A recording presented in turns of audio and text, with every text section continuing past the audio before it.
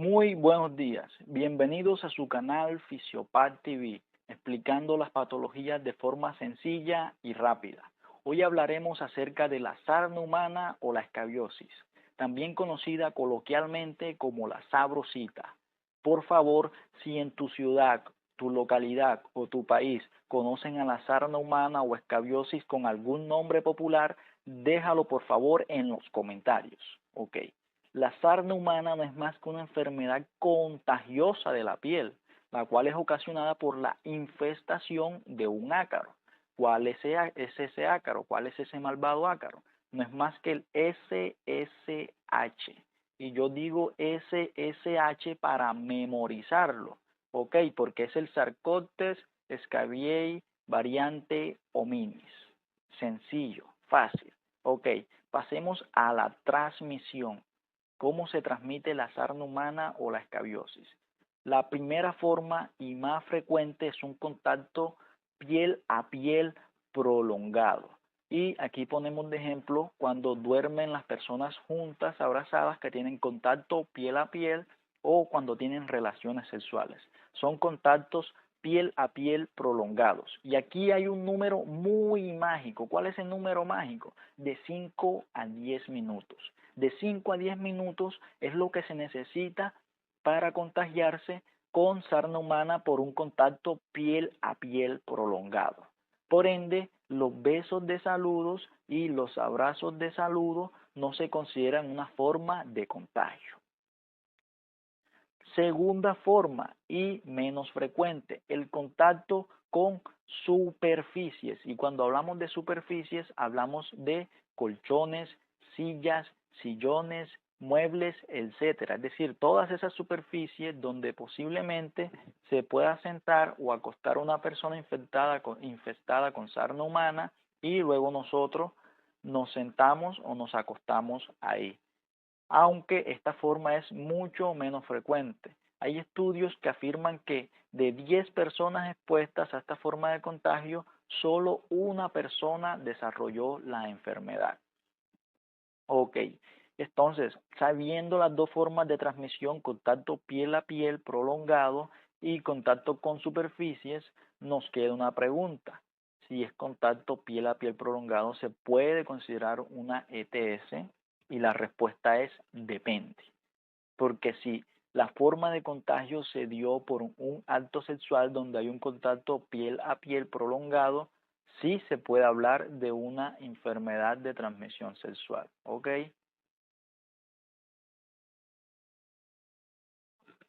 Bueno, avancemos a la fisiopatología. Aquí vamos a hablar de cómo se produce esta enfermedad y qué es lo que pasa en nuestro organismo. Lo primero que debemos saber es que el ácaro que produce esta enfermedad es el SSH, ¿verdad? Sarcoptes scabiei variante hominis. Y específicamente es la hembra. La hembra cuando está embarazada va a penetrar o va a excavar a la epidermis. En la epidermis, específicamente en la zona más superficial de la epidermis, que es el estrato córneo. Aquí va a excavar este ácaro hembra y va a dejar los huevos en el camino.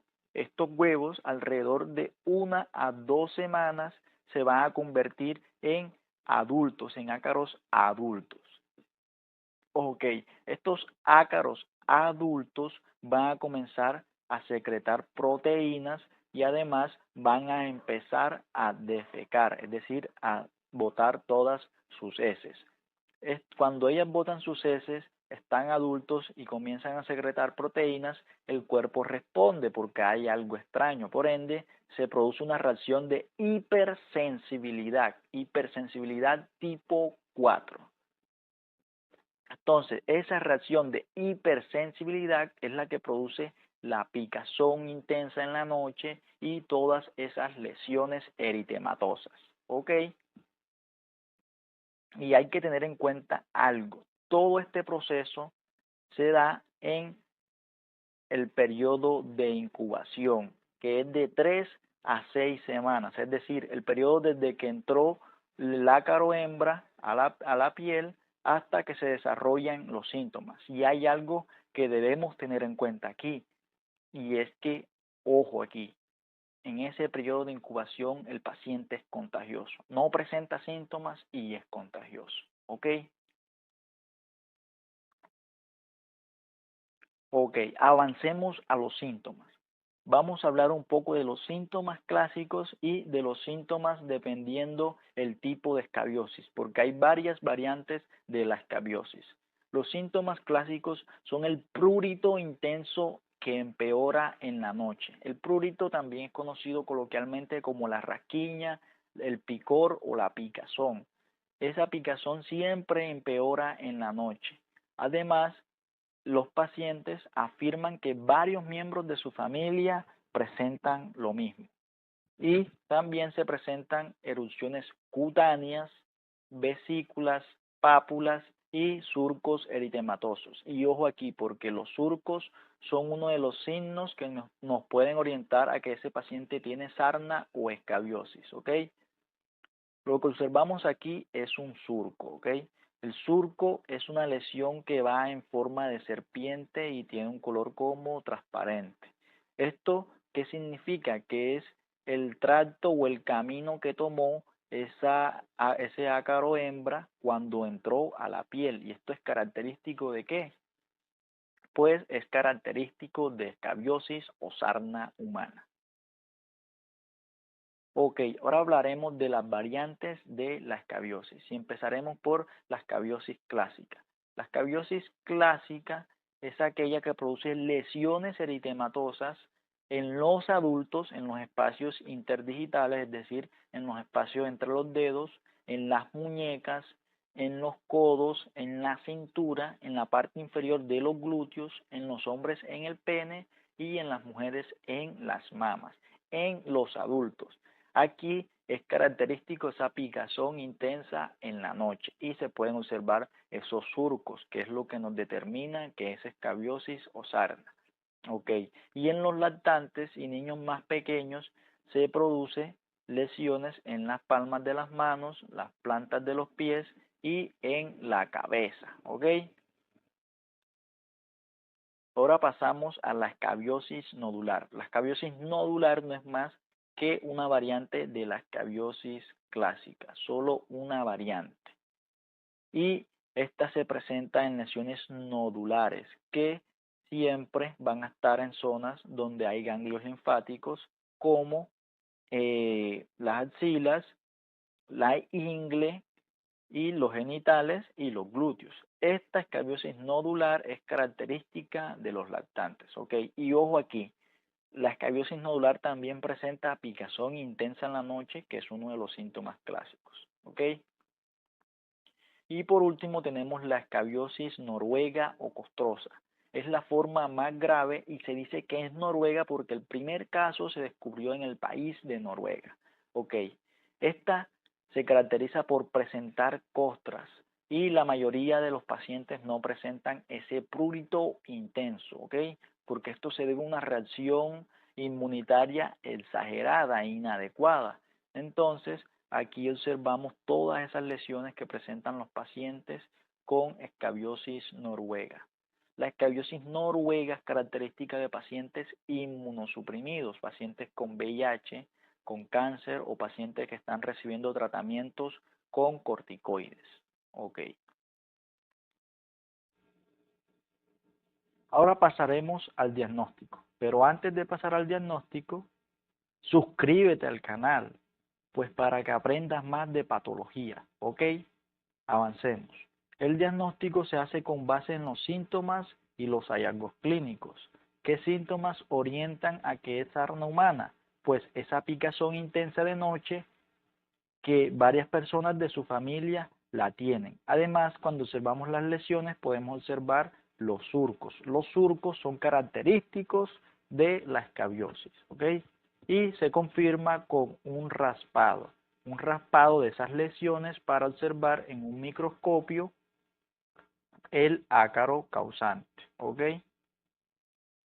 En países con tecnología más avanzada como en Europa, Estados Unidos y en Asia, podemos encontrar la videodermatoscopia y la dermatoscopia, que son procedimientos que se basan en ampliar la imagen de esa herida, pues para observar directamente con un lente el ácaro presente en las heridas y en la piel, ¿ok? Tratamiento, que con el tratamiento buscamos decirle adiós a la SSH, a ese ácaro que es el causante. Ya sabemos que es SSH, Sarcoptes, Scabiei, variante o minis, ¿ok? El tratamiento primero se deben tomar las medidas generales, que son lavar la ropa, meterla en agua caliente y luego de que se seque, pues guardarla en bolsas plásticas por 3 o 5 días. Además, se debe hacer énfasis en que no se deben tener relaciones sexuales, porque es un medio por el cual pueden transmitirle la escabiosis o la sarna a más personas. Con respecto a la picazón o al prurito, a las rasquiñas, se pueden usar antihistamínicos como la loratadina, la cetiricina, la hidroxicina, entre otros, siendo dosis de la loratadina de 10 miligramos, una tableta, vía oral cada día, es decir, una tableta diaria para la picazón. Ok, para tratar específicamente a la sarna humana o la escabiosis, la primera línea o la primera opción es permetrina al 5%, la cual es una crema que se aplica del cuello hacia abajo en la noche y al día siguiente en la mañana se debe lavar y sacar, perdón. Ok. Luego que se saca, se debe repetir ese mismo procedimiento 7 días después. ¿Listo?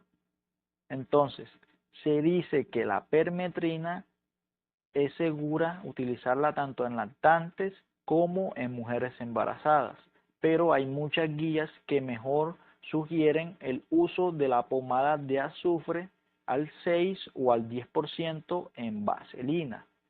Esta es menos tóxica porque no es como tal un fármaco, entonces no produce reacciones tóxicas ni en los lactantes bebés ni en las mujeres embarazadas. ¿Y cómo se usa esta? Pues se aplica en la noche, se deja actuar 24 horas, es decir, se la aplica en la noche, al día siguiente se la saca en la tarde y en la noche se la vuelve a aplicar. ¿Esto por cuántas noches? Por 3 noches seguidas, ¿ok? Lo único malo de estas pomadas es que tienen un olor muy feo, desagradable, pero son efectivas. Ellas vienen en algunas ocasiones o en algunos países ya están preparadas en farmacias o también se le puede pedir al farmacéutico que la prepare. Y como última opción está la ivermectina, que se usa en casos de escabiosis noruega o escabiosis costrosa, o cuando la permetrina al 5% o la pomada de azufre no funcionó, ¿ok? La dosis de la ivermectina está escrita mal aquí, porque la dosis es de 200 microgramos, ¿ok? Microgramos por kilogramo, vía oral, en una sola dosis, y luego se repite en 7 días después. Ok, entonces, esto es todo, esto es muy sencillo. Por favor, suscríbete si te gustó y comenta si tienes alguna duda y por favor comenta otros temas de los cuales quieras saber y quieras que te explique de forma sencilla y rápida.